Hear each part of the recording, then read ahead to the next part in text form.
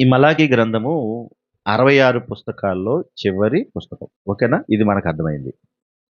ఈ చివరి పుస్తకం తర్వాత నెక్స్ట్ వచ్చేటువంటిది ఏంటి గ్రంథం? సువార్త కదా! మలాకీ తర్వాత వచ్చేది మత్తయి సువార్త. అయితే ఈ మత్తయి సువార్తకు, ఈ మలాకీ గ్రంథానికి సుమారుగా 400 సంవత్సరాల గ్యాప్ ఉందండి. ఎన్ని సంవత్సరాలు? 400 సంవత్సరాల గ్యాప్ ఉంది. ఎందుకు ఇంత గ్యాప్ వచ్చిందనంటే, మలాకీ ద్వారా మాట్లాడిన తర్వాత, దేవుడు మలాకా ద్వారా మాట్లాడిన తర్వాత, అక్కడున్నటువంటి ప్రజలు చేసినటువంటి పనులను బట్టి దేవునికి కోపం వచ్చి, దేవుడు మాట్లాడకుండా సైలెంట్ అయిపోయాడు.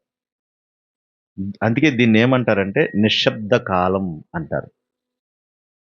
డార్క్ ఏజ్ అంటే చీకటి కాలం అని కూడా అంటారు. దీన్నేమంటారు? నిశ్శబ్ద కాలం అంటే సైలెంట్ పీరియడ్ అంటారు. లేదంటే డార్క్ ఏజ్ అంటే చీకటి కాలం అని కూడా అంటారు. ఎందుకు అట్లా అనాలి అంటే, దేవుడు ఎప్పుడూ మాట్లాడేటువంటి దేవుడు మాట్లాడకుండా మౌనమైపోయాడు. 100 సంవత్సరాలు అంటే ఇటు మలాకీ గ్రంథానికి, మత్తయి సువార్తకి మధ్య కాలం 400 సంవత్సరాలు దేవుడు మాట్లాడలేదు. మలాకీ చివరి ప్రవక్త అయితే, మత్తయి సువార్త వచ్చేటప్పటికి అక్కడ దేవుడు ఎవరితో మాట్లాడాడు? బాప్తిస్మిచ్చి యోహాను గారు. అక్కడ ఎవరు కనపడతారు? ఆయన ప్రవక్తే. అంటే ఇక్కడ నుండి అక్కడికెళ్తే ఆఖరికి బాప్తిస్మిచ్చి యోహాను దాకా కూడా దేవుడు మాట్లాడలేదనమాట. కదా! ఇప్పుడు ఆ మొదటి వచనం ఒకసారి చూద్దామా? ఎందుకు దేవుడు మాట్లాడలేదు? ఈ విషయాలు కదా మనకు తెలియాలి ఇప్పుడు. దేవుడు ఎందుకు మాట్లాడలేదు? 400 సంవత్సరాలు సైలెంట్‌గా ఉండిపోవడానికి గల కారణం ఏంటి? ఎందుకు ఆయన మాట్లాడాలనిపించలేదు ఆయనకి? ఇద్దరు ఇంట్లోనే ఉంటారు గాని మాట్లాడుకోరు. మాట్లాడుకోవడం బోలెడన్ని కారణాలు ఉంటాయా? ఉండవా? ఉంటాయా? ఉండవా? మరి ఒక రోజు, 2 రోజులు, 3 రోజులు మాట్లాడుకోకుండా ఉన్నవోళ్ళకే ఇన్ని కారణాలుంటే 400 సంవత్సరాలు మాట్లాడని ఎన్ని కారణాలు ఉండాలి ఆయనకి? ఉండాలి గదా! కాబట్టి ఆ కారణాలు ఏంటనేది మనం ఇప్పుడు ఈ గ్రంథం తెలియజేస్తది. ఈ గ్రంథం తెలియజేస్తుంది. దేవుడు మలాకి ద్వారా మాట్లాడాడు మాట. మాట్లాడిన మాటలే ఇవి. చూడండి ఆ మొదటి వచనం చూడండి. మొదటి అధ్యాయం మొదటి వచనంలో ఇశ్రాయేలీయులను గూర్చి మలాకి ద్వారా పలకబడిన యెహోవా వాక్కు. అక్కడ మాట్లాడేది ఎవరు? మలాకి. ఆయనలో నుండి మాట్లాడించింది ఎవరు? దేవుడు. ఇది మర్చిపోకండి. నిలబడింది మనిషే.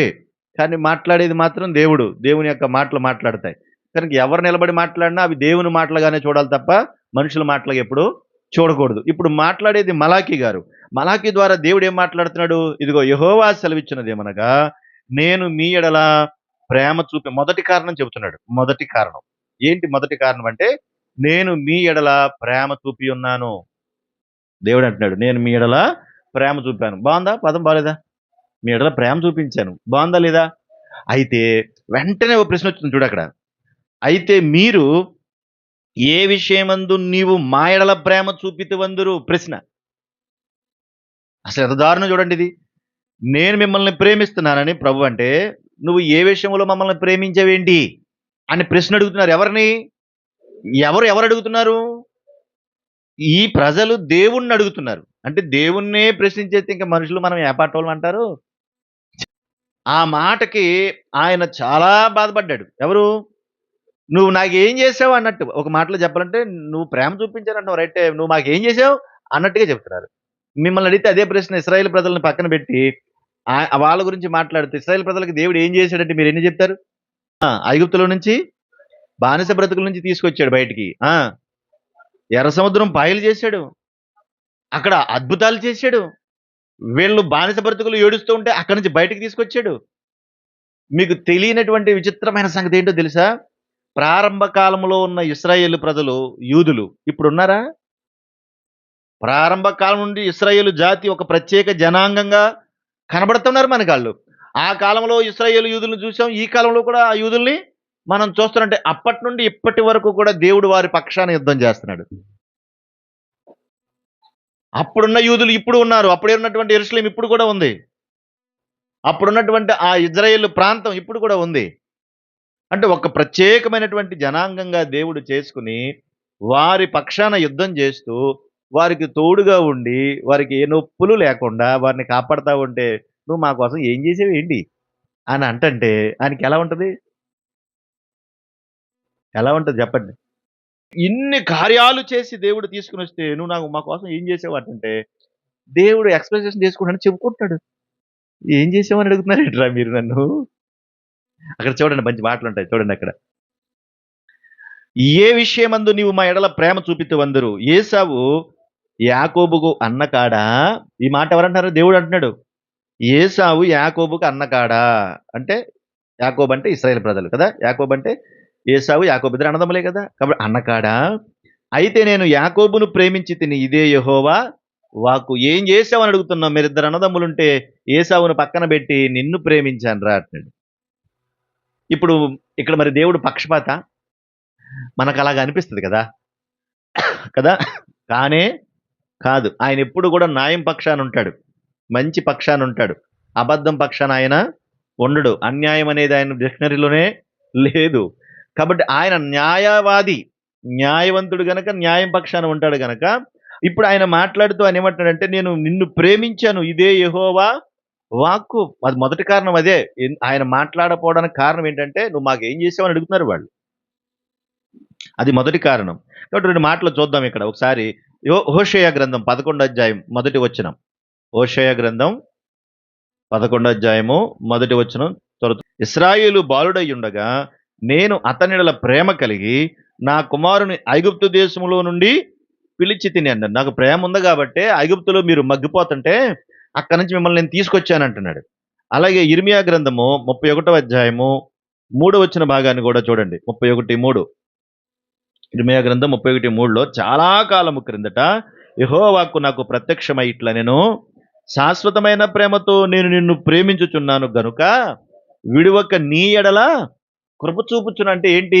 శాశ్వతమైన ప్రేమ నాది. నీ పట్ల చూపించే ప్రేమ ఏదో ఉండిలిపోయేది కాదు. అది ఎలాంటి ప్రేమ? శాశ్వతమైనది అన్నాడు. అందుకనే చూడండి, ఆ రోజు నుంచి ఈ రోజు వరకు కూడా ఇశ్రాయేలు జాతి పక్షాన యుద్ధాలు జరుగుతూనే ఉన్నాయి. ఇప్పుడు కూడా. ఇప్పుడు యుద్ధాలు జరుగుతున్నాయి. ప్రస్తుతానికి ఇరాన్ మీద పడుతున్నారు కదా వీళ్ళందరూ పోగడి. ఇప్పుడు కూడా యుద్ధాలు జరుగుతున్నాయి. వాళ్ళ మొండి ధైర్యం ఏంటంటే దేవుడే. కాబట్టి ఇంత ప్రేమను మీ మీద నేను చూపించాను. ఇంత గొప్పగా మిమ్మల్ని చూశాను. ఏశావును పక్కన పెట్టాను. దానికొక కారణం ఉంది. యాకోబుగా నిన్ను నేను ప్రేమించాను. మీరేంటి నువ్వు మాకేం చేశావు? ఏం ప్రేమ చూపించావు అని అడుగుతున్నారేంటి మీరు? ఏం ప్రేమ చూపితివి అని అడుగుతున్నారంట. ఇప్పుడు వచ్చాడు మరలా 1 అధ్యాయం 3 వచనం మలాకి గ్రంథంలోకి. ఏశావును ద్వేషించి అతని పర్వతములను పాడు చేసి అతని స్వాస్థ్యమును అరణ్యముందున్న నక్కల పాలు చేసి తిని. ఏశావును నేను ద్వేషించాను, అతన్ని నక్కల పాలు చేశాను, పక్కన పెట్టేశాను. అంటే అంత అంత పాడు చేసేసాను వాళ్ళని అన్నాడు. ఎందుకు అంత పాడు చేసావు ప్రభా? వాళ్ళు ఏం చేశారంటే అసలు వాళ్ళ గురించి చాలా విషయాలు ఒక 2 మాటలు జ్ఞాపకం చేస్తాను. చూడండి ఒకసారి యెహెజ్కేలు గ్రంథము 35వ అధ్యాయము. యెహెజ్కేలు గ్రంథము 35వ అధ్యాయము 1 నుండి చదువుదాం చూడండి. మరియు యెహోవాకు నాకు ప్రత్యక్షమై ఇలాగు సెలవిచ్చును. యెహెజ్కేలు ద్వారా కూడా ఈ ఎదోమీయులు, ఏశావు సంతానాన్ని ఎదోమీయులు అంటారు కదా వాళ్ళు. ఎదోము దేశం అంటారు వాళ్ళని. కాబట్టి వాళ్ళతో మాట్లాడడానికి ఇంత ముందున్న ప్రవక్తల ద్వారా కూడా దేవుడు వాళ్ళతో మాట్లాడించాడు. మాట్లాడుతున్నాడు చూడండి. నరపుత్రుడా, శేయీరు పర్వతం వైపు నీ ముఖము తిప్పుకుని దానికి మాట ఎత్తి ఎలాగూ ప్రకటించమన్నాడు. శేయీరు పర్వతం దగ్గరికి వెళ్ళిపోయాడు. ఎక్కడికి వెళ్ళాడు? శేయీరు పర్వత ప్రాంతం. అంటే ఎదోము దేశం ఆ శేయీరు పర్వతం ప్రాంతం దగ్గరే ఉంది. ఇప్పుడు కూడా అక్కడే ఉంది. ఈ పర్వత ప్రాంతం ఇదంతా కూడా ఎడారి, పర్వతాలతో కూడింది, కొండలతో కూడినటువంటి ప్రాంతం. ఇప్పటికే అది పర్యాటక ప్రాంతంగా ఉందంట ఇప్పుడు కూడా అది. దాన్ని ఎదోము దేశం అంటారు. దేవుడు ఏమంటున్నాడంటే, శేయీరు పర్వతమా, నేను నీకు విరోధినైతిని. నా హస్తము నీ మీద చాపి నిన్ను పాడుగాను నిర్జనముగాను చేసేదను. నీవు నిర్జనముగా ఉండినట్లు నీ పట్టణములు ఎడారులుగా చేసేదను. నీవు పాడవుతావు. అప్పుడు నేను యెహోవానైన నీవు తెలుసుకుంటావు అన్నాడు. ఎందుకు అంత పగపట్టాడు దేవుడు వాళ్ళ మీద? ఎందుకు అంత కక్ష కట్టాడు వాళ్ళ మీద అంటే 5వ వచనం చూడండి. ఇశ్రాయేలీయుల ఎడల ఎడతెగని పగ కలిగి వారి దోష సమాప్తి కాలమున వారికి ఉపద్రవము కలిగిన సమయమున నీవు వారిని ఖడ్గమునకు అప్పగించితివి. ఏశావు సంతానం ఎదోమీయులు ఎవరి మీద కక్ష కట్టారంటే వీళ్ళు ఇశ్రాయేలు మీద కక్ష కట్టాడు. ఎందుకంటే ఇశ్రాయేలును దేవుడు దత్తపుత్రులుగా వరపుత్రులుగా చేసుకున్న వాళ్ళని, వరపుత్రులుగా చేసుకున్నటువంటి వాళ్ళ మీద వీళ్ళు కక్ష కట్టారు. మీకు తెలుసు కదా, ఏ మూలకెళ్తే ఆ మూలకెళ్ళి శపించు శపించు శపించు అంటాడు రాజు. ఎవరైనా బిలామా రాజు రాజు అన్నాను నేను. మీకు తెలుసు, నాకు తెలుసు. మీరు ఎవరైనా బాలాకు రాజు, నువ్వు ఏ మూలకెళ్తే ఆ మూలక శపించు శపించని ఒక ఆయన్ని తీసుకొచ్చాడు కదా. అప్పుడు చెప్పండి ఎవరైనా? బిలామును తీసుకొచ్చి శపించమన్నాడు కదా. అప్పుడు కూడా దేవుడు శపించమంటే శపించనిచ్చాడా? వాళ్ళు నా పిల్లలు, నా కుమార్తెలు, నా కుమారులు, వాళ్ళని నువ్వు శపిస్తావా అన్నాడు. అందుకని ఏ మొలక తీసుకెళ్ళి శపించమన్న దేవుడు ఆ నోట్లోంచి ఏమిచ్చాడు? వాడు శపించడానికే సిద్ధపడ్డాడు. కానీ దేవుడు ఏం చేశాడు? దీవెనలే ఇచ్చాడు చూడండి. కనుక వాళ్ళని శపించడానికే దేవుడు ఇష్టపడలేదు. అందుకే యెరూషలేమా నిన్ను ప్రేమించు వారందరూ వర్ధిల్లుదురు అంటాడు. వాళ్ళని ప్రేమించమన్నాడు. వాళ్ళని శపించడానికే దేవుడు ఇష్టపడలేదు. అలాంటిది ఈ ఎదోమీయులు ఏం చేశారంటే వాళ్ళ మీద పగబట్టి వారు ఇబ్బంది పడుతున్న సమయంలో, వారి కష్టకాలంలో వారిని ఖడ్గానికి అప్పగించారంట. అందుకే దేవునికి కోపం వచ్చింది. నా పిల్లల్ని నువ్వు ఇలాగన్నావు అని, ఇలా చేశావని, ఇబ్బంది పెట్టావని. 6వ వచనంలో కూడా నా జీవము తోడు నేను నిన్ను రక్తముగా చేస్తాను, రక్తము నిన్ను తరుముతుంది, రక్తము నీకు ఇష్టమైన గనుక నీ రక్తమే నిన్ను తరుముతుంది అన్నాడు. అంటే అన్ని యుద్ధాలు నీకు వస్తాయి, అంత భయంకరంగా నువ్వు అయిపోతావు, నీ పని అలా ఉంటది, నిన్ను అలా పట్టుకుంటానని చెప్తున్నాడు దేవుడు. కనుక ఇక్కడ ఏం మాట్లాడుతున్నాడు? నేను యాకోబుని ప్రేమించాను, ఏసావును ద్వేషించి పర్వతములు పాడు చేసి నక్కల పాలు చేస్తాడు. 4వ వచనంలో, మలాకి గ్రంథం 1:4లో మనము నాశనమైతిమి, పాడైన మన స్థలములను మరలా కట్టుకుందుము రమ్మని ఎదోమీయులు అనుకొందురు. ఏమనుకుంటారంట వాళ్ళు? ఎదోమీయులంటే ఎవరు? ఏసావు సంతానం. ఎదోమీయులంటే ఏసావు సంతానం. దేవుడు అన్నాడు వీళ్ళు ఏమనుకుంటున్నారంటే మనము నాశనం అయిపోయాం కాబట్టి మనం ఏం చేద్దాం? పాడైన స్థలములను మరలా కట్టుకుందాము రమ్మని ఎదోమీయులు అనుకుంటారంట. మరలా కట్టుకుందాం, మన ఇల్లు పడిపోని, మనం మొత్తాన్ని నాశనం అయిపోని, మరలా కట్టుకుందాం రండి అంటున్నారంట వాళ్ళు. అనుకుంటుంటే అప్పుడు దేవుడు ఏమంటున్నాడు? యెహోవా సెలవిచ్చినది ఏమనగా, వారు కట్టుకున్నను నేను వాటిని కింద పడద్రోస్తాను. దేవుడు అంటున్నాడు అన్నమాట. అసలు దేవుడే పడగొడితే కట్టేవాడెవడు చెప్పండి? అంటున్నాడు, నువ్వు కడితే నేను పడగొడతాను రే అంటున్నాడు. నువ్వు కట్టు, నేను పడగొడతాను అంటున్నాడు. నువ్వు నా బిడ్డల మీద పగబడితే నేను నీ మీద పగబెట్టానంటే, నువ్వు నా బిడ్డల మీద కక్ష సాధింపు చర్యలు తీసుకుంటే నేను నీ మీద కక్ష సాధింపు చర్యలు తీస్తున్నాను. అదండి ఆయన చూడండి. ఆయన వారు కట్టుకొనను నేను వాటిని పడద్రోయేదను, లోకులు వారి దేశం భక్తిహీనుల ప్రదేశం అని వారు యెహోవా నిత్య కోపాగ్నికి పాత్రులని పేరు పెట్టుదురు. ఎవరు చూసినా గాని వాళ్ళు దేవునికి విరోధమంట, వాళ్ళని తిట్టాడంట, ఆ చర్చికులు వాళ్ళందరినీ కూడా నానా బూతులు ఆడాడంట, అందుకే ఆడి నోరరిపోయిందంట అని చెప్పుకుంటారంట. దేవుడు అంటున్నాడు అన్నమాట. అందుకే నోరుంది కాదా అని పిచ్చి పిచ్చిగా మాట్లాడకూడదు. దేవుణ్ణి నమ్ముకున్న వాళ్ళైనా నమ్ముకోవాలైనా, దేవుణ్ణి నమ్ముకున్న వాళ్ళు అసలు మాట్లాడకూడదు. ఇతరుల గురించి చెడుగా మాట్లాడకూడదు. నీకు చేతనైతే మంచి మాట చెప్పు, లేకపోతే నోరు మూసుకుని ఉండు. అంతే అంతే. ఎందుకంటే దేవుడు ఆయన మాట్లాడతాడు. ఆయన అంతేకాదు, ఆయన చూచే దేవుడు కదా, చూచేవాడు కదా. ఆయన కళ్ళున్నాయా? మనలాగా కళ్ళు ఉన్నాయి ఆయనకి లేవు, కానీ ఆయన్ని చూడగలడు. ఆయన ఆత్మ స్వరూపు కాబట్టి. ఒక ఆవిడ అలా వెళ్ళిపోతూ ఉంటే బిడ్డని ఎడారిలో పడేసి మోకాల మీద పడి ఏడుస్తుందంట. ఏడుస్తూ ఉంటే అప్పుడు మాట్లాడుతున్నాడంట. ఎవరావిడ చెప్పండి? మీరు ఇక్కడే ఉన్నారు కదా. అడవిలో పడి ఏడుతుందంట. ఎవరి కోసం ఏడుస్తుంది? ఎవరా బిడ్డ? అప్పుడు అంటుందంట, అలా చూసి ఏడుస్తూ ఉంటే ఏమన్నది అప్పుడు? చూచుచున్న దేవుడు నన్ను చూచాడు. Praise the Lord. నన్ను చూచాడు ఆయన. ఆయన మాట్లాడేవాడే కాదు, చూస్తాడు ఆయన. ఎవరినైనా చూడగలడు ఆయన. నిన్ను చూడగలడు, నన్ను చూడగలడు. కనుక ఆయనకి పెద్దోళ్ళు చిన్నోళ్ళని భేదం ఏమైనా ఉందా? ఏం లేదు, ఆయనకి అందరికీ సమానమే. కాబట్టి ఆయన చూస్తూ ఉన్నాడు. నువ్వు మా వాళ్ళ మీద పగబట్టావు, నీ ఇష్టానుసారంగా మాట్లాడుతున్నావు కాబట్టి, ఓ సేయూరు పర్వతమా, ఓ ఎదోము దేశమా, ఓ ఏసావు సంతానమా, నీ తోలు తీస్తాను రా అంటాడు. ఈ మాటలు ఎందుకు చెప్తున్నాడు? బాగా గుర్తుపెట్టుకో. ఎందుకు చెప్తున్నాడు ఈ మాటలన్నీ? ఎవరు చెప్తున్నాడు ఈ మాటలు? దేవుడు. ఎందుకు ఈ మాటలన్నీ ఎవరు చెప్తున్నాడు దేవుడు? ఎవరికి? ఇశ్రాయేలు ప్రజలకు. ఎందుకు చెప్తున్నాడు? నువ్వు మా కోసం ఏం చేసావు, ఎంత ప్రేమించావు అంటున్నావు కదా, ఎంత ప్రేమించావేంటి అని అడిగినందుకు మీకోసం ఇంత చేశానంటాడు. నిజంగా దేవుని మాట మనకు అర్థమైతే వణుకు రావాలి, భయం కలగాలి. నువ్వు నా కోసం ఏం చేసావు, నిన్ను నేను ప్రేమించానంటే ఏం ప్రేమ చూపించావయ్యా నువ్వు అంటే, ఇదిగో ఇంత చేశాను, నీ కోసం ఏసావును పక్కన పెట్టాను, నీ కోసం ఏసావును నక్కల బలు చేశాను, నీ కోసం వాళ్ళు పట్టుకున్నా కూడా పడగొట్టాను, ఇవన్నీ నీ కోసమే చేశాను అంటున్నాడు ఆయన. చూడండి ఒకసారి ఓబద్యా గ్రంథం 1వ అధ్యాయం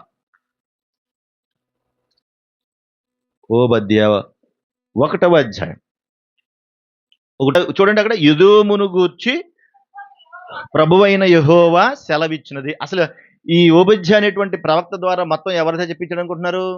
ఎదోము గురించి చెప్పించాడు. ఇశ్రాయేల్ జాతిలో ఉన్నటువంటి ఈ ఏసావు జాతి కోసమే చెప్పించాడు ఈ మాటలన్నీ.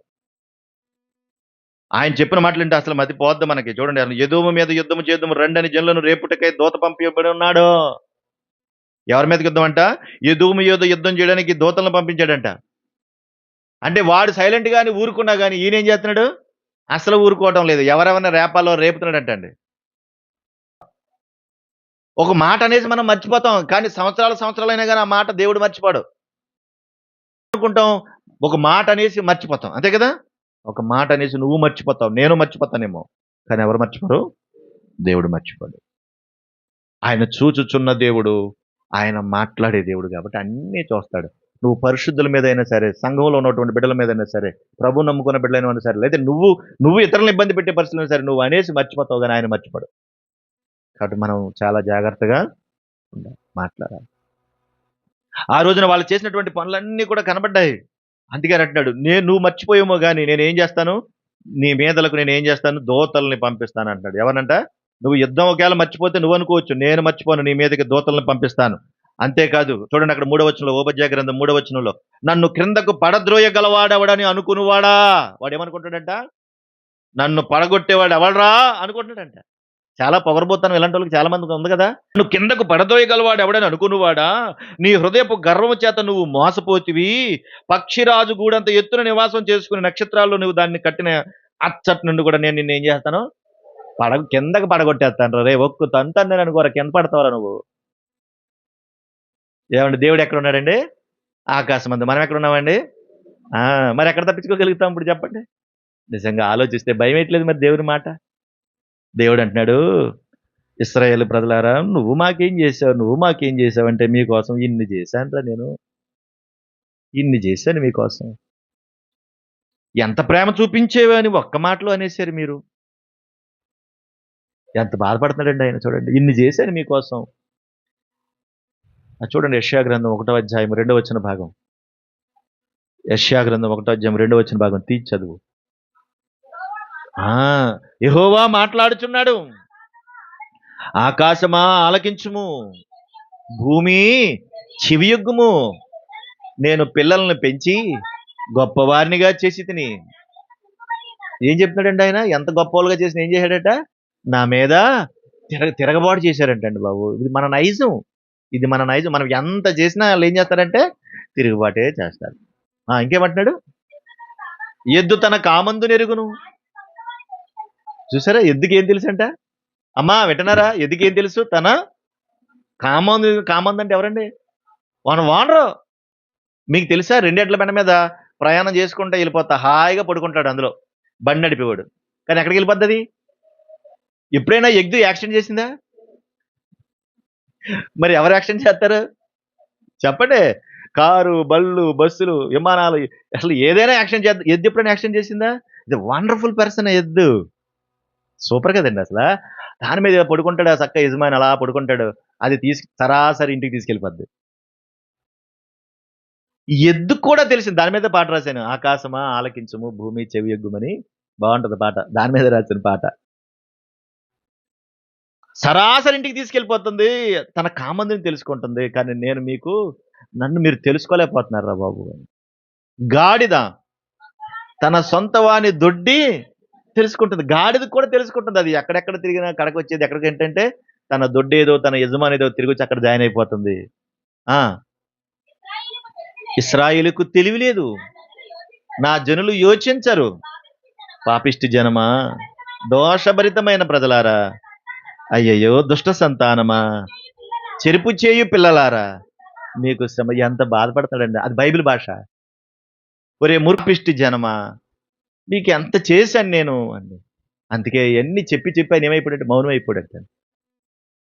ఇన్ని చెప్పినా కూడా మీరు అలాగ అయిపోతున్నారు, వింటలేదంటే ఇంకా మీతో మాట్లాడడం అనవసరం అనుకుని మౌనం అయిపోయాడంట. వింటున్నారా? దేవుడు మాట్లాడడం ఆగిపోతే మన బతుకులు ఎలా ఉంటాయి చెప్పండి?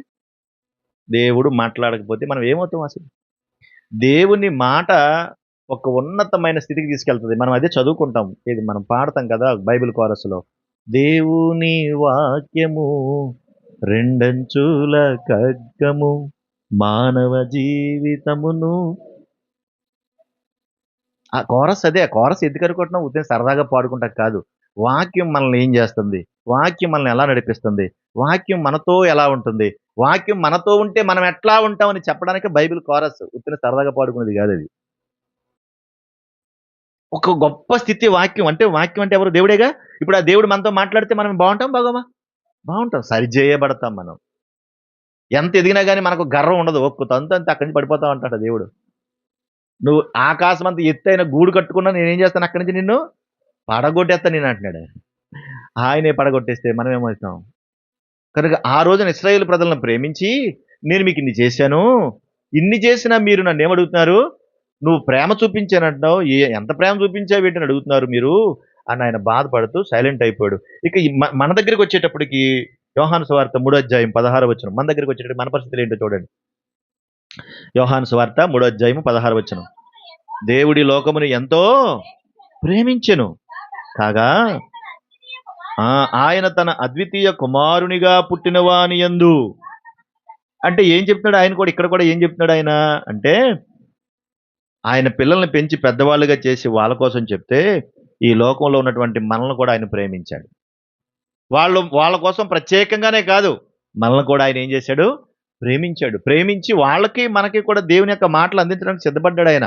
కాబట్టి ఆయన పక్షపాతం లేనుడు, అందరినీ ప్రేమించాడు. అయితే అదే యోహాను సువార్త 1వ అధ్యాయం. అదే యోహాను సువార్త 1వ అధ్యాయం 10వ వచనం చూడండి. ఆయన లోకములో ఉండెను, లోకం ఆయన మూలముగా కలిగెను గాని లోకం ఆయనను తెలుసుకోలేదు. ఆయన తన స్వకీయుల యొద్దకు వచ్చిన. స్వకీయులు అంటే ఎవరు అనుకుంటున్నారు ఇక్కడ? యూదులు, ఇశ్రాయేలు ప్రజలు. వాళ్ళతో పాటు తిరుగుతూ వాళ్ళ దగ్గరికి వచ్చి, ఇదిగో పరలోక రాజ్యం సమీపించినది, మీరు మారు మనస్సు పొందమని ప్రకటన చేశాడు వాళ్ళకి. అందరినీ ప్రేమించాడు కాబట్టి. కానీ వాళ్ళు ఏం చేశారంట? ఆయనను, అక్కడ ఉంది కదా చూడండి, ఆయన అంగీకరింపలేదు. వాళ్ళు ఒప్పుకోలేదట, నువ్వు కాదు మాకు మెస్సయ్య అని. విచిత్రం ఏంటంటే ఇప్పుడు కూడా ఇంకా చాలా మంది మెస్సయ్య ఇంకా రాలేదు, ఇప్పుడు మెస్సయ్య వస్తాడు అనుకుంటున్నారు అక్కడ ఇజ్రాయేల్ అంతా.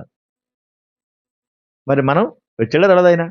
ఆయన వచ్చాడు, ఆయన చేయాల్సిన పని చేసి వెళ్ళిపోయాడు. తిరిగి మళ్ళా రెండవ రాకడలో రాబోతున్నాడు. వాళ్ళు ఇంకా రాలేదనుకుంటున్నారు. అందుకే వాళ్ళు నమ్మలేదా? వాళ్ళు కొంతమంది నమ్మారు. అయితే 11 చదువమ్మా. తన్ను ఎందరు అంగీకరించితిరో వారికి అందరికీ, అనగా తన నామమునందు విశ్వాసం ఉంచిన వారికి దేవుని పిల్లలగుటకు ఆయన అధికారము అనుగ్రహం. ఎందరు అంగీకరించితరో అంటే దాని అర్థం ఏంటంటే, ఎందరు అంగీకరించితరో అంటే వాళ్ళు యూదులు కావచ్చు, ఇశ్రాయేలు ప్రజలు కావచ్చు, అన్యులు కావచ్చు, ఎవరైనా కానీ ఎందరైతే అంగీకరించారో వాళ్ళందరూ కూడా ఇప్పుడు ఎవరయ్యారు అంటే దేవుని పిల్లలగుటకు ఆయన అధికారము అనుగ్రహించాను. ఎందుకు? కారణం ఏంటి అంటే, ముందుగా చెప్పినట్టుగా అందరము కూడా అపవాది సంబంధులుగా మారిపోయాం. అదే మనం యోహాను సువార్త 8:44 వచనం చదువుకున్నాం కదా. మనం ఎవరమైపోయామంటే మీ తండ్రి యగు అపవాది సంబంధులు, అంటే తండ్రిని మార్చేస్తాం మనం. పరమందున్న దేవుని విడిచిపెట్టి అందులోకి వెళ్ళిపోయాం మనం కూడా. అందుకే ఇప్పుడు ఆయన ఏం చేశాడు? తిరిగి ఆయన పిల్లలు అవడానికి అధికారం ఎలా ఇచ్చాడు మనకంటే, యేసుక్రీస్తునందు విశ్వాసం ఉంచినటువంటి వారిని తిరిగి మళ్ళీ ఎక్కడ తీసుకొచ్చాడు ఆయన? ఆయన పిల్లలు అవడానికి అధికారం కలిగింది.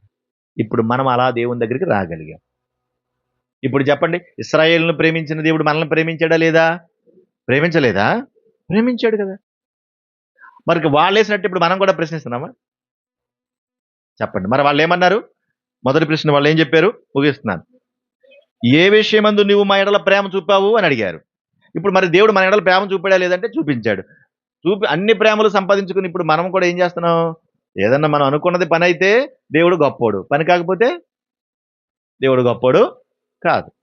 కనుక 7 వారాల ప్రార్థన, 7 వారాలు వచ్చాను నేను దగ్గరికి, నువ్వు నాకేం చేశావు అని ప్రశ్నిస్తున్నారా లేదా? 21 వారాలు వచ్చాను, నువ్వు నాకేం చేశావు అని అడుగుతున్నారా లేదా?